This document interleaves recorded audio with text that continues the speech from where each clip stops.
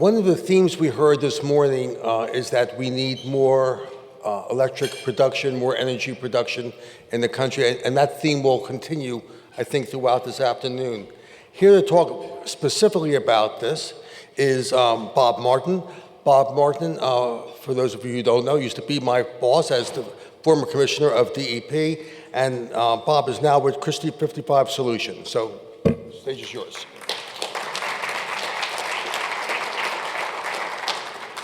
Thank you, Ray. Baru, that was probably one of the best overall analysis I've seen to date on the Chevron difference, so I think it's really good. So that was excellent. Thank you. Thank you, Michelle and Ray, and thank you, NJBIA, for inviting me today, because I think there's a lot of critical issues out there, but I appreciate the group we have here today and the energy issues that you're addressing, so thank you for that. Today, I'm going to take a bit broader view around the energy issue, and specifically the issue of electricity in this country, and look at it on a national scale. I'm going to talk about more specifically and narrow it down to PJM and a few other areas, but what I want to talk about is, the next U.S. energy crisis that I see coming and a lot of others see coming, and I want to talk about that right now. Right now, that energy crisis is focused on electricity.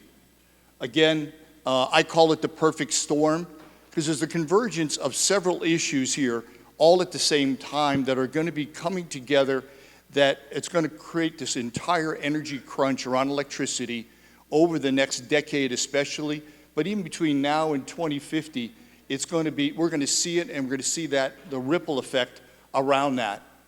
It's going to affect, ultimately, if we don't address this, we're going to end up with brownouts, blackouts, cutback on energy in the usage in certain cases, and costs going through the roof around that. I don't address a lot of the cost issues today. Today I'm more focused on the supply and demand issues and how to manage those through public policy, which I'll end with in the final discussion. Again, ultimately, this will have an impact on consumers, industrial base of this country, and potentially economic growth if we don't address it. I call it the perfect storm. Why the perfect storm? There are 4 key factors that I put into this that are converging at the same time. First is electricity demand. You heard a lot of people this morning talking about that and what that demand is. The demand is obvious, right? We're seeing it right now with data centers out there, that demand. Manufacturing in this country is growing. That's good, but that demand is also hitting in a lot of parts of this country overall. We've got transportation and EV demands have pushed up on that front from a lot of infrastructure bills and infrastructure that we're building in this country. That's good, but that demand is there. And again, electrification of homes and businesses, whether those are mandates by states or driven by public policy, they're driving this as well going forward. The second major factor is power plant closures. There are a lot of power plants that are already scheduled for closure over a period of time. We expected those to close down. But now, more so than ever, what we're starting to see is they're being accelerated, or will be accelerated, by the proposed rules by EPA on their greenhouse gas regulations that are proposed this past summer. Those are going through comments now. But what those rules will do, and I'll go through the details, are 2 things. One, they're going to force closures at a faster pace. And probably more importantly, they're going to discourage investment in new power plants in this country, especially natural gas efficient plants at the same time where we need more power and they're going to be losing more power and to cut back on plants. The third area is renewable energy. The good news, it's growing and growing fast, and it should. The reality is it's not growing fast enough, and there's challenges around its intermittency that's going to create some challenges for us when you start talking about replacing natural gas plants with intermittent power and how we handle that. Which ties us to the 4th major issue, is the grid itself. You saw some numbers this morning. I think Amy put up some numbers earlier today talking about modernization of the grid and the demand on the grid. That's going to be an incredible part that has to be upgraded dramatically. The modernization of the grid, the ability to be able to plug in fast and efficiently a lot of the renewables that are coming on board, But again, that is a major problem we're going to have to contend with. Demand going forward. Again, just quickly, again, we're going to see, and this is a chart I use, while this has got a national scale to it, and it really provides a really good perspective on it. The most important thing on this chart, if you look at that gray bar on there, that's PJM. PJM is going to grow at, they're projecting right now, the demand in the PJM region right now, in this RTO, is going to be at 68% by 2050. That's astronomical growth. On average, we're looking for, EIA's projections are, put that out there, that we're probably going to be well over 2% between now and 2050. But you also got to look at the shorter term around that. And the projections between now and 2035 and then 2050 are exceptional. And those are going to be areas we got to fill quickly. But even on a national scale, you're looking at growth that's going to be somewhere in the 57% growth between now and in 2050. And I would argue those numbers are still on the low end at the end of the day. So we've got our challenges in front of us.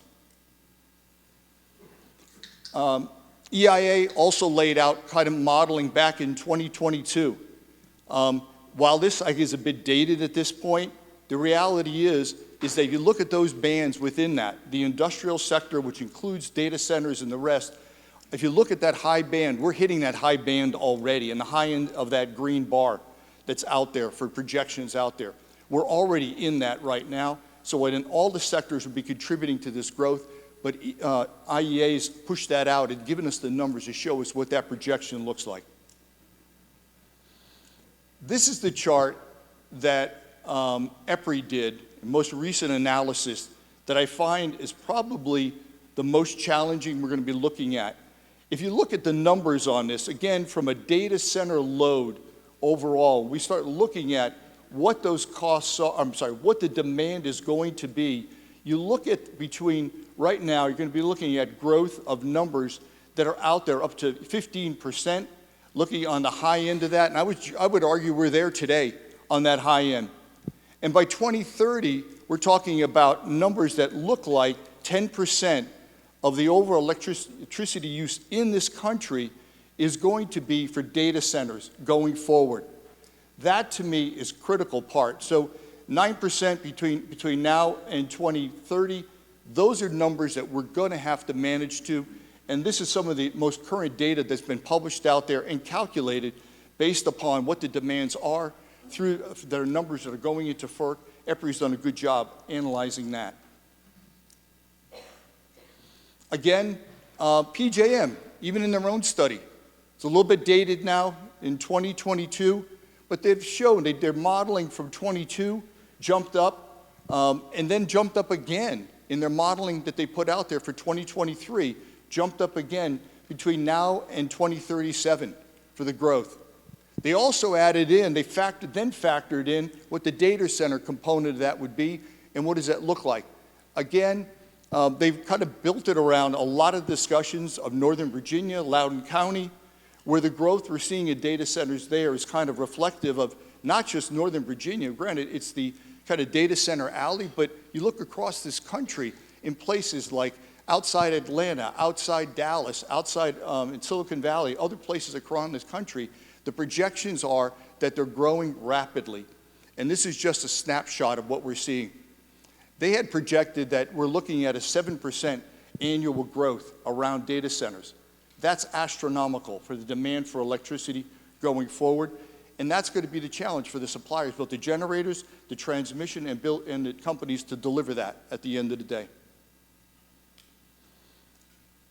What are some of the trends that are out there? And I think this is important because it starts to tie some of these pieces together. And you look at some of them, Constellation Energy, again, they put a 20-year power deal together with Microsoft, for 3 Mile Island. Who would have thought that would have ever happened? Those deals are being done right now. At the same time, we just saw, a deal just done for the agreements, for Susquehanna Nuclear Power Plant. Talon Energy sold the land that was next to all that growth. So they now have both a center for data centers as well as a long-term power agreement to purchase off that power. What does that mean? That power is no longer going to be available to go into the grid. That's one of the challenges we have to do. And so again, they're finding solutions. You know, the Amazons of the world are going to find solutions to make that work. Holtec the Palisades nuclear power plant's been closed for a while. They are now looking to refire up that nuclear power plant in Michigan. Again, finding ways to get around this issue for data centers and where the market demand is for electricity that's going on out there. Same time, you know, we see Duke Energy refiring up a coal plant, California, Diablo Canyon, extending the life on these things. They're extending the life on plants today, both coal plants, nuclear plants, and all the rest, to try to deal with this. PJM is investing $5 billion going forward in the transmission grid. That's fabulous news. The last piece of this one here is the last item on there, which I think is going to be interesting to see. What happens behind the meter? And that's what we're going to start to see significantly, I believe, next. How do you build, you know, whether it's combined cycle units, whether they're peaking units, whether they're even SMR technology in 10 years, where do you start to build this out to not draw off the grid and be able to get through the regulatory process? The queue process at PJM is backed up for years. And how do you get around that? I believe those building inside the fence, behind the meter, is going to be one of the models that we're going to see. It does expedite both the time frame and the regulatory process going forward. Public policy. What are some of the challenges that are out there right now? I'm sorry, not challenges, but what are the challenges that are being put on the growth of electricity? The Inflation Reduction Act. Again, what's pushing up manufacturing and other sectors for the demand on it? We talked about data centers a second ago. A lot of these components with this Inflation Reduction Act, the CHIPS Act that were also both passed, both of those drive manufacturing in the U.S. As I said before, that's great news. The challenge is we've got to find more electricity to supply that manufacturing growth that we're going to be seeing going forward. And again, even back in 2022, by the end of 2022, there were over 200 new large facilities that the Department of Energy had projected were being built around the Inflation Reduction Act. Again, supplying both the green energy infrastructure in this country going forward, which is good news, but again, where's that coming from? Electrification, we're seeing that across the board, we're seeing where that's going, and how do we deal with that, both on the homes and in manufacturing and businesses, commercial businesses going forward. The EPA greenhouse gas rule and EPA rules overall. I'm not a DEP commissioner arguing against EPA rules. I had to defend those, I had to enforce those, and again, very strongly support it. Right now, these proposed rules, I believe, are a serious challenge to what's going on. First off, if you don't bite, and again, this is a short version, right? This is a complex rule, and it deals with a lot of different types of generation. But the simple fact is, if you're a coal generator, if you're not going to close by 2039, guess what? You're going to have to commit to putting on carbon capture and sequestration technology by 2032, which means, more than likely, unless you're willing to invest significant amount of money in technology that is not proven at this point at significant scale, it's proven on smaller scale, it's probably going to be there eventually, but the question is, how do you pay for that? And how do you make it work at the end of the day for coal plants that are existing today or other natural gas plants? The other one is the big thing that I also think is part, and I mentioned this before, the investment in new power plants is basically put a wet towel on that investment out there right now. Nobody's going to want to spend $600 million, $700 million, $1 billion on a new combined cycle plant in this country, knowing that you've got to push the cost up, or will the sequestration technology work, and what does that do to the price of it at the end of the day? So a lot of investment is sitting on their hands at the end of the day, worrying about how you deal with this rule going forward. Again, it's still proposed, but it's got a ways to go, but it's going to be a challenge overall. As I mentioned, renewables are a critical part, and the good news is it's growing at a rapid pace. Again, I'm a strong supporter of renewables. We need to have renewables in this country. The projections are it's growing to about 44% by 2050, and I think that's an important aspect to it, and it's good news. The challenges, mentioned it earlier. By 2030, we're going to be at about 2030 of the overall electricity mix in this country. Most of renewables are going to be online, but are going to be intermittent power until we're able to get more storage technology online with those. And again, the challenge with it, and again, strong supporter, but we can't look at for a one-for-one replacement. You can't replace 1 megawatt of a base load combined cycle plant with a 1 megawatt. You've got to have more for renewable energy. And that's okay, but we got to make sure we plan that in and build it in and get it permitted going forward. Electricity transmission grid. This is the last area that I want to talk about quickly. Again, what we're looking at, DOE estimates that the median need for growth is about 57% between now and 2035. That is gigantic. And that is a massive amount of investment that needs to occur across the country. One of the studies that have done recently, look at that very light area in the mid-Atlantic right there. That area indicates the ability to inject new power, electricity into the grid is close to zero.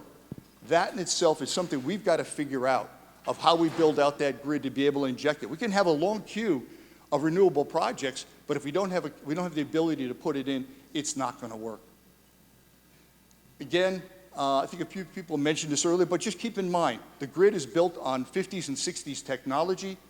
70% of the transmission grid and substations and all the rest of that are over 25 years old. That's a problem.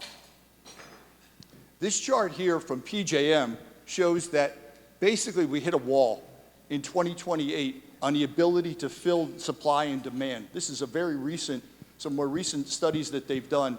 I think it starts to tell the story in places like PJM. By 2028, we already run into a problem, and we got to figure that out. Conclusion. First off, I truly believe we're headed for a major crunch and truly the perfect storm between now and within at least the next decade.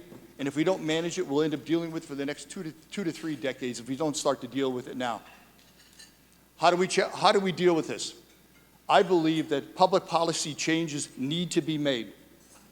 First off, we need better planning around this, and recently FERC and others have started doing more of that. PJM has been out in front on it, but there needs to be more planning and done quickly. The second thing, we need to encourage investment in natural gas power plants in this country, because I think that's going to be our base load that we're going to be able to manage the transition to renewable energies like solar, like wind. They need to be in place, but they need to be in place not just for 3 to 5 years, but for the next 2 to 3 decades. EPA regional rules, EPA rules need to be, we need to look at those again, and I think they have to be looked at and make sure that EPA is not driving the energy policy in this country. And we need to look hard at that and make sure that what we're doing is addressing the environmental needs, but at the same time, not shutting down electricity. We need to look to the future. I'm a strong nuclear supporter. I believe nuclear is critical to the long-term mix in this country, so I strongly support that, and I think SMR technology is going to play a key role in that going forward. Transmission grid, just talked about it. Significant investment is required, and we've got to start doing it now to make it work, and there's a lot of that happening, but all the RTOs need to play a key role in moving that forward. FERC needs to take it seriously and move it really quickly. Last 2 points are we need to push renewable power and accelerate it. I truly believe it's part of our long-term energy security of this country, and it's one of the legs of the overall energy policy of this country that has to be played on it. And the last piece is private investment. The private sector needs to play a role in investing in this overall energy plan and addressing all these issues. I think that's where we're going to get more of the capital. Just relying on Washington is not the answer at the end of the day. I think there needs to be significant investments across the board, and the private sector can play that role. Thank you very much.